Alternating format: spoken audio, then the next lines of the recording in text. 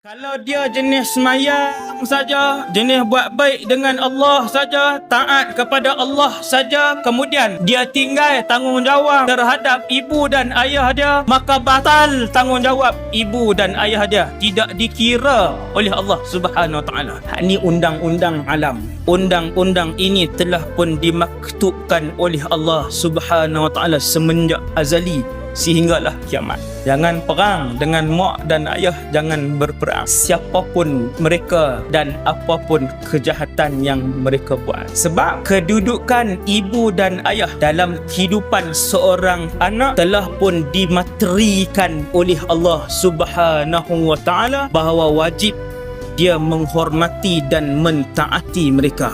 Habis, full stop. Hari ni ramai yang berperang dengan mak ayah ni ramai. Kuliah dia main, tapi dah 18 tahun tak cakap mak dengan ayah. Akhirnya selepas 8 tahun duk main masjid, duk semayang, dia duk berasa tak tenang di situlah. Walaupun mak dia jenis tak pernah semayang. Ibu ni walaupun dia kafir, dia tetap wajib dihormati dan dia tetap wajib ditaati. Hari ni mak kecil hati dengan kita, mak marah dengan kita, kita buat dosa besar dengan mak kita, bertikam lidah dengan ibu kita pukul 8:30 pagi, tikam lidah, angkat suara, maki dia 8:30. Tu juga Allah murka dengan kita.